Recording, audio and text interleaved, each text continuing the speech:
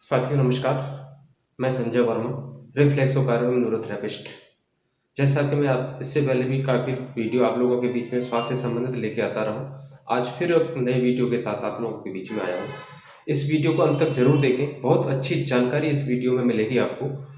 साथियों, आज मैं एक ऐसे केंद्र बिंदु की बात करूँगा हमारे शरीर के, जिसके डिस्टर्ब होने से बहुत सारी बीमारियां पैदा होती हैं और हमें पता ही नहीं कि इन बीमारियों का कारण क्या है। इवन के बड़े बड़े एमबीबीएस डॉक्टर भी इसको नहीं बता पाते कि इसका मेन कारण है क्या। तो साथियों, समझना पड़ेगा कि आखिर ये होते क्यों है। साथियों, मैंने देखा कि बहुत सारे भाइयों को कब्ज रहती है, अंग्रेजी दवाई खाते हैं, बहुत लंबे टाइम से दवाई खा रहे हैं, लेकिन उनकी कब्ज का कोई भी परमानेंट निदान अंग्रेजी दवाइयों में नहीं मिला आज तक। और साथियों, लंबे टाइम तक अगर आपको कब्ज होती है तो इसका मतलब आप समझिए कि आपको आने वाले समय में बवासीर हो सकता है। और इसका मेन कारण क्या है कि आपके शरीर का अंग नाभि डिस्टर्ब हो सकता है। अगर वो ऊपर की तरफ शिफ्ट हुआ है, नाभि अगर ऊपर की तरफ शिफ्ट हो गई है तो कब्ज होना है। कोई भी अंग्रेजी दवा उसमें काम नहीं करेगी। यदि किसी भाई की नाभि नीचे की तरफ चली जाती है तो उसमें उसको दस्त हो जाते हैं, और वो दस्त अंग्रेजी दवा लेने के बाद भी बंद नहीं होते। आप सोचिए कि हमारी बॉडी का ये अंग कितना महत्वपूर्ण है। साथ ही जिन भाइयों को अल्सर है उनको देखें, वो भी अपनी नाभि चेक करें, उनकी नाभि भी डिस्टर्ब होगी। कोलाइटिस है, उनकी नाभि डिस्टर्ब मिलेगी। हार्निया है, उनकी नाभि डिस्टर्ब मिलेगी।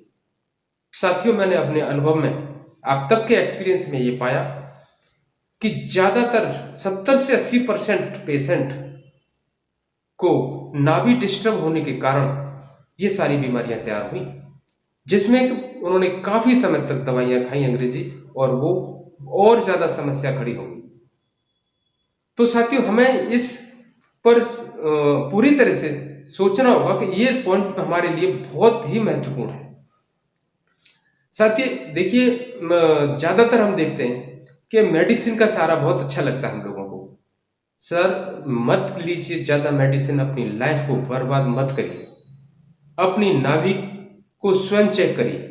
स्वयं चेक करने का सीधा सा तरीका है, काफी भाई लोग जानते हैं कि दोनों हाथों को खोलिए। दोनों हाथों को खोल करके ऊपर से नीचे 4 जो होती हैं रेखाएं, उनको मिलाइए। अगर वो रेखाएं मिलती हैं, ऊपर की रेखा अगर डिस्टर्ब है तो इसका मतलब नाभि डिस्टर्ब है, और चारों रेखाएं बराबर मिलती है तो नाभि सेट है।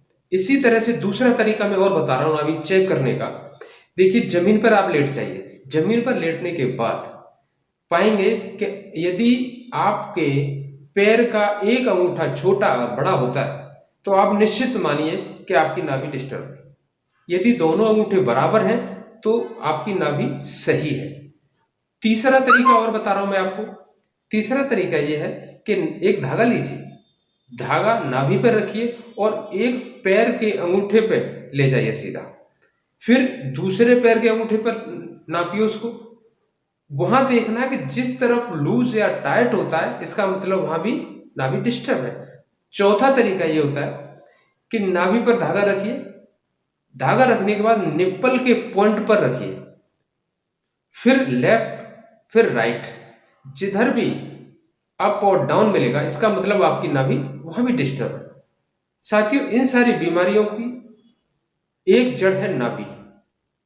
तो साथियों, हमें नाभि को चेक करना आना चाहिए, उसके बाद उसका निदान भी आना चाहिए। निदान क्या है कि साथियों, बहुत सारे व्यायाम हैं नाभि को सेट करने के लिए। जैसे उनमें बहुत अच्छा व्यायाम एक है नौकासन। नौकासन साथियों आप लगातार करते रहिए, बहुत अच्छा काम करता है ये नाभि सेट करने के लिए।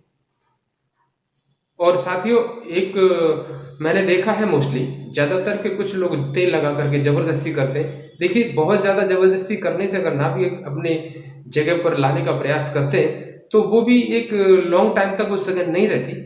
अच्छा तो ये कि धीरे धीरे अगर आप व्यायाम के द्वारा अगर नाभि को लाएं तो वो ज्यादा बेटर वे होगा। होता क्या है कि जबरदस्ती कर तो दी आपने, लेकिन उसके बाद फिर नाभि डिस्टर्ब हो जाती है। अच्छा, उसके साथ में एक नुस्खा और मैं आपको बताता हूँ कि नुस्खा ये कह दिया, आप सौंफ और गुड़, बहुत सारे भाई जानते भी होंगे, लेते हैं तो उससे नाभि सेट होने के बाद अपनी जगह बनी रहती है। इसका इस्तेमाल आप घर में कर सकते हैं। अच्छा, जिस दिन अगर नाभि सेट कराते हैं उस दिन देखिए खाना आपने हल्का लेना है।